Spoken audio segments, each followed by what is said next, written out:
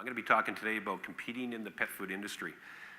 There might be a little confusion on the agenda. It says Red Moon Pet Food. I just wanted to make it clear that Waggers and Red Moon actually are an amalgamated entity just recently. And what we do is Waggers actually develops markets, and we manufacture premium soft dog treats and cat treats.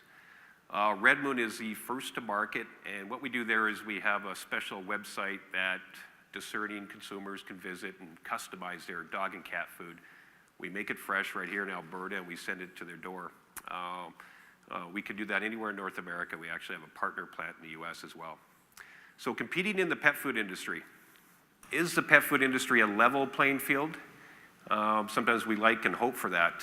And I would just like to say, typically in a competitive scenario, whether you're playing a game of hockey or football, it's pretty evenly matched.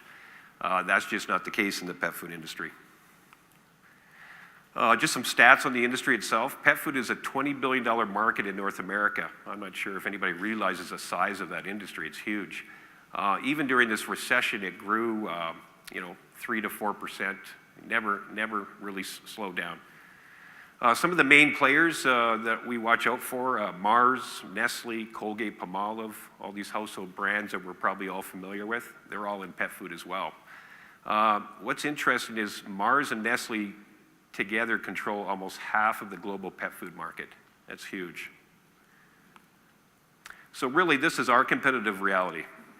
You can call it David and Goliath or whatever you want, but it's the Great Dane, and I believe that's a Chihuahua.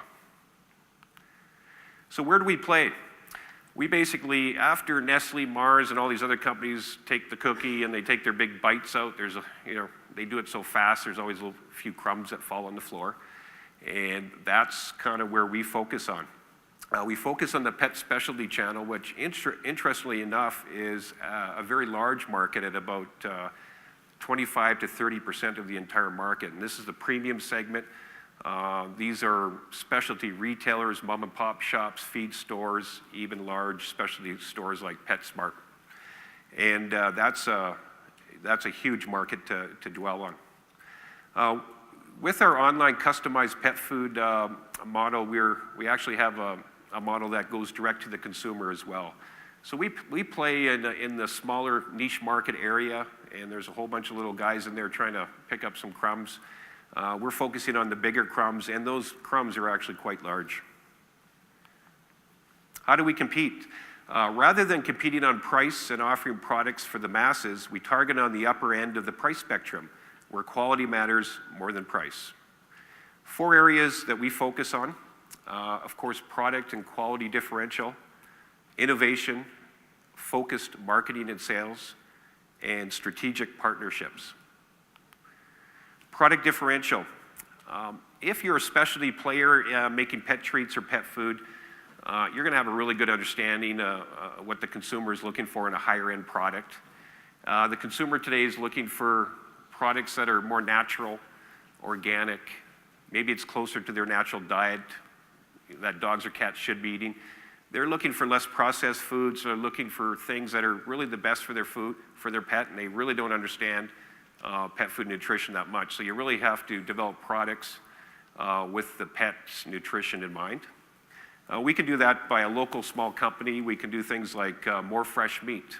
Some of the big guys, they want to reduce the amount of meat and fill it up with cheaper substitutes for meat. Get to know your consumer, get to know food trends. Gluten and grain-free is big in the industry right now. And of course, being a small player allows you to source your ingredients locally. And if you're a huge company doing a couple $1 billion a year, you're not going to be able to make the claim of locally sourced ingredients. There's just not enough of that to go around. So locally sourced ingredients are really large. Low cooking temperatures. Some of these things that you are forced to do because you're a small company, you're a niche specialty manufacturer, you should be marketing that. Handcrafted, low cooking temperatures. When we run our product through the extruder, we don't need to do 20,000 pounds an hour. Our cooking temperatures can come down, and at the end of the day, we have a less denatured product, less processed. No sugar added. The recent studies on our competitive treat players is they're starting to add sugar into the soft pet treats.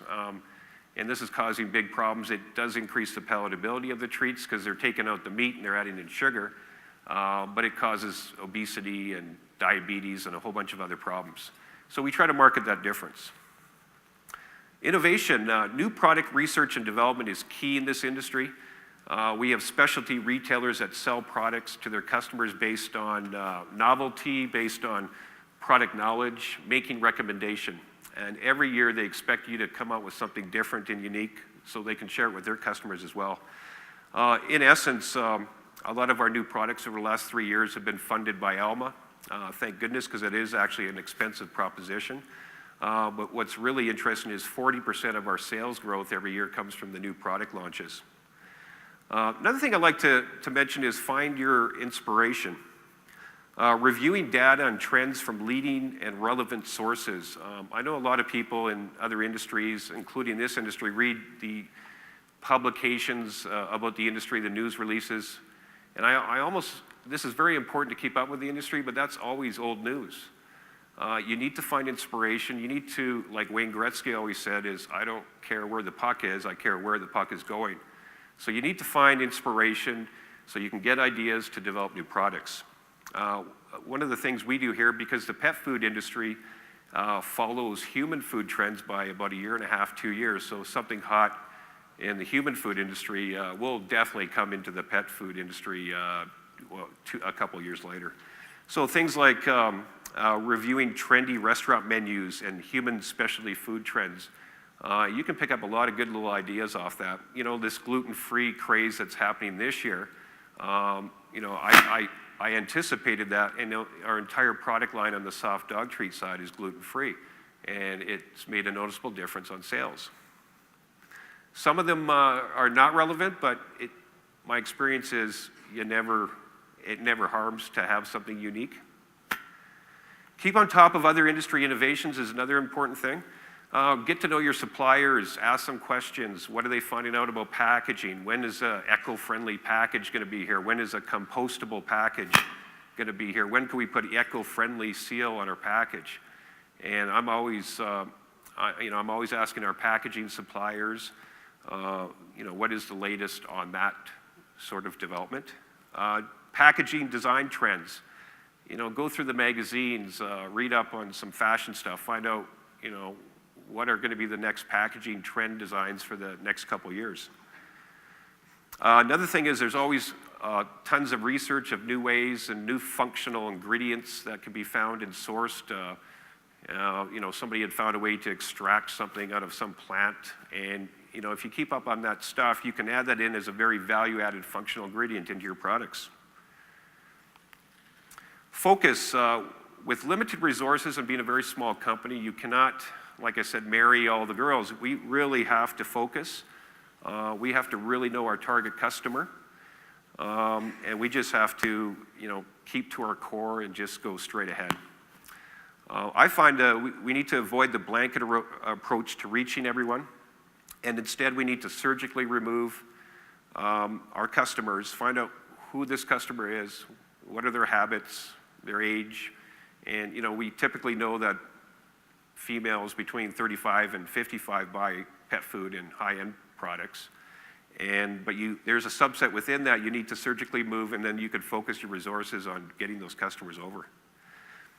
Build personal relationships with both customers and vendors. And that's a really big key difference. I've worked for several pet food companies, and you know, we just never did a lot of this because it was always contracts and, you know, big dollars and volume. But I find as a small player, if you develop a personal relationship with your vendors and customers, you know, whether it's taking them out for lunch or, you know, asking them a few questions about their kids. You know, I used to call on pet stores when I worked for an American pet food company, and, you know, every single time I went into a pet store, we would bring in some donuts. And, you know, before you know it, the guy's sweeping the floor. You know, 3 years later, he's managing the store. And guess what? Every time I want to display or, you know, a special spot in the store, you get it, right? It just cost you about 20 boxes of donuts.